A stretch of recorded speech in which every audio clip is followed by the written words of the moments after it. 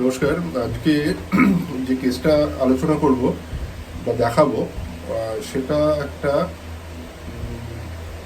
এমন কেস যে মেডিসিনগুলো আমরা সচরাচর চট করে ইউজ করি না বা মাথায় আসে না, সেই রকম মেডিসিন দেওয়া হয়েছিল এবং সেই ওষুধ খাওয়ার পরে কিন্তু পেশেন্ট অনেক ভালো আছে, যেটা নাকি পেশেন্ট প্রায় গত 1.5 বছর ধরে ভুগছিল। পেশেন্ট নিয়ে এসেছিল অ্যাকচুয়ালি আমার কাছে দুর্বলতা। সেটা পুরো কেস রেকর্ড করে আমরা যা দেখতে পেলাম যে ওর 1.5 বছর আগে টাইফয়েড হয়েছিল।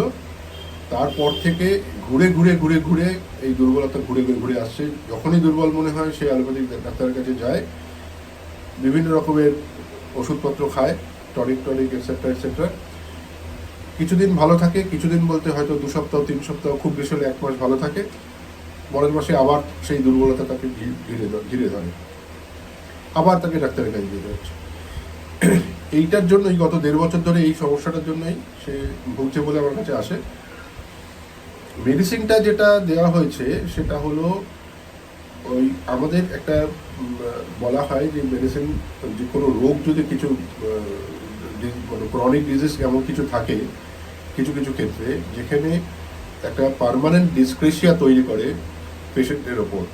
যেমন টাইফয়েড হলে পরে বডিতে একটা ছাপ ফেলে যায়। অনেক সময় বলা হয় দেখবেন যে টাইফয়েডের শরীরে একটা অঙ্গহানি হয়, এটা কিন্তু সত্য।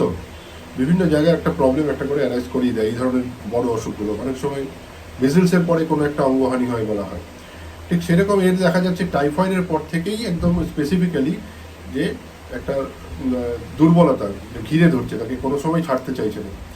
এইটার শুধুর ওপর বেস করে তাকে দেওয়া হয়েছিল টাইফয়েড। এবং অন্যান্য সিমটমস ছিল কি তার হয়তো পরবর্তীকালে যদি আবার ফিরে আসে কখনো সেটা দিতে হবে, কিন্তু যেহেতু এই পার্টিকুলার সিমটমসটা এত স্ট্রং ছিল সেই কারণে টাইফয়েডের দেওয়া হয়েছে এবং পেশেন্ট ভালোও আছে। দেখা যায় কতদিন লিঙ্গার করে, ভালো থাকে কতদিন সেটা আবার পরে দেখানো যাবে। কেসটা দেখুন আপনারা, আশা করি ভালো লাগবে। যদি ভালো লাগে তাহলে অবশ্যই একটা লাইক করবেন, শেয়ার করবেন বন্ধু বান্ধবদের মধ্যে, আর কমেন্টস তো করবেন যদি আপনাদের কিছু জানার থাকে। কেন দিলাম টাইফয়েডিনের মেডিসিনটা, কেন হলো, সেখানে ন্যাট্রামিউর আসতে পারতো, বা অন্যান্য আরও উইকনেসের কত রকমের ওষুধ দেওয়া হয়, বিভিন্ন মাদার টিংচার দেওয়া হয়, বিভিন্ন টনিক্স দেওয়া হয়, কিচ্ছু দরকার হয়নি। শুধুমাত্র ওই টাইফয়েডিনাম পোটেন্টাইজড মেডিসিন 200 দিয়ে কিন্তু তার অসুখটা কন্ট্রোলে চলে এসছে মাত্র 1 সপ্তাহের ওষুধ দেওয়াতে। দেখুন, আশা করি ভালো লাগবে। আর যারা এখনো চ্যানেলটা সাবস্ক্রাইব করেননি, হয়তো ভিডিওস দেখছেন কিন্তু সাবস্ক্রাইব করেননি, প্লিজ চ্যানেলটা সাবস্ক্রাইব করে রাখুন। তাহলে নতুন যত ভিডিওস এরকম দেখতে পাবেন বিভিন্ন রকমের, সবার আগে নোটিফিকেশনটা আপনার কাছে পৌঁছে যাবে। দেখুন, ধন্যবাদ। নমস্কার। আমার সামনে এখন যে ভদ্রলোক বসে আছেন, বয়স হচ্ছে 35 বছর। 35 বছর বয়স, থাকেন ফুলিয়াতে। ফুলিয়া থেকে এসছেন আমাদের এখানে দেখাতে। উনি কারো রেফারেন্সে, উনি ওনার পেছনে যে ভদ্রলোক দাঁড়িয়ে আছেন ওনার রেফারেন্সে এসছেন দেখাতে। এটা সমস্যা ছিল ওনার, খুব দুর্বলতা ছিল মেনলি। একটু ওনার মুখ থেকে আমি শুনে নিই আগে। আপনি একটু বলুন আমাকে যে কী সমস্যা নিয়ে এসেছিলেন, চট করে একটু তাড়াতাড়ি বলুন। নমস্কার। আমি গত 7 দিন আগে এখানে এসেছিলাম। আমার শরীরটা খুব উইক ছিল, খুব দুর্বল ছিল, সেই কারণে আমি এখানে এসেছিলাম। তার আগে আমার গত 1.5 বছর আগে আমার শরীর টাইফয়েডের জন্য খারাপ হয়ে গেছিলো, অসুস্থ ছিলাম।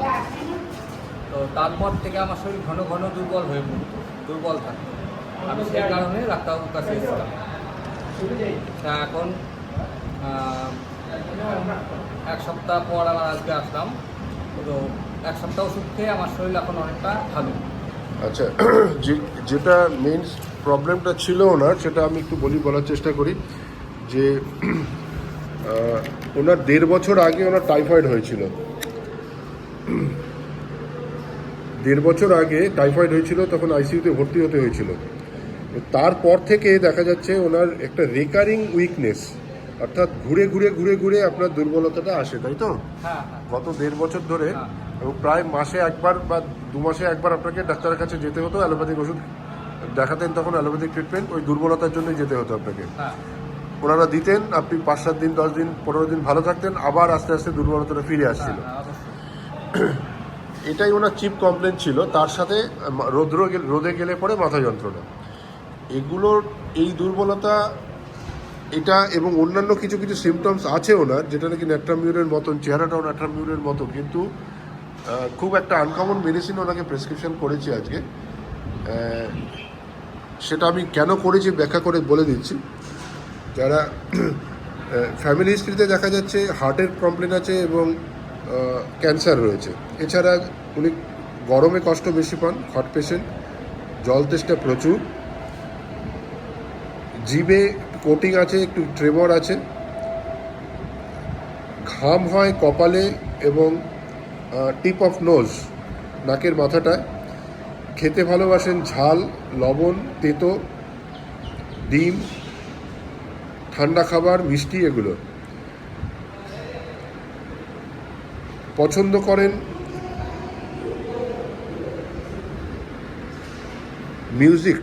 মিউজিক পছন্দ করেন বলেছিলেন। হোম সিকনেস রয়েছে কিছুটা, অনেক সময় এটার থেকে অ্যাসিড ফস মনে আসতে পারে, একটু মাথাটা একটু ঠান্ডা, রাগী নন, চট করে রেগে যান না, শান্ত স্বভাবের মানুষ। আর এই ব্যাকগ্রাউন্ডটা যেহেতু একটা স্ট্রং ব্যাকগ্রাউন্ড রয়েছে, এই টাইফয়েডের পর থেকে ওনার এই সমস্যাটা শুরু, প্রত্যেক মাসে মাসেই ওনার এই রেকারিং দুর্বলতাটা ফিরে আসে। সেই কারণেই ওনাকে দেওয়া হয়েছে টাইফয়েডিনাম 1M 4টে ডোজ। টাইফয়েডিনাম 1M 4টে ডোজ গত সপ্তাহে দেওয়ার পরে প্রথম ডোজটা খাওয়ার পরে উনি কিছু বুঝতে পারেননি, তাই তো? হ্যাঁ সেকেন্ড ডোজটা খাওয়ার পরে বলছেন আপনার শরীরে একটা কেমন অস্বস্তি মতন হলো, সেই দিনটা একটু কষ্ট পেয়েছিলেন দ্বিতীয় দিনে।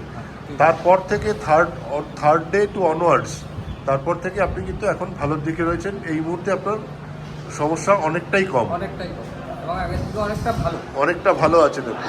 মাত্র 7 দিন গেছে, তাতে করে কিন্তু এই টাইফয়েডিনাম দিয়ে কিন্তু ওনার এই দুর্বলতা যেটা, সেটা কিন্তু অনেকটা কাটানো গেছে। যদি প্রয়োজন হয় এরপরে হয়তো ন্যাট্রামিউর আসতে পারে, কিছু কিছু সিমটমস রয়েছে। আশা করছি ওনাকে পুরোটাই সুস্থ করে তুলতে পারবো, আর কয়েকবার ওষুধ খেলে পরে। ঠিক আছে, আপনার পারমিশন নিয়ে ভিডিওটা বানালাম। হ্যাঁ অবশ্যই। Thank you.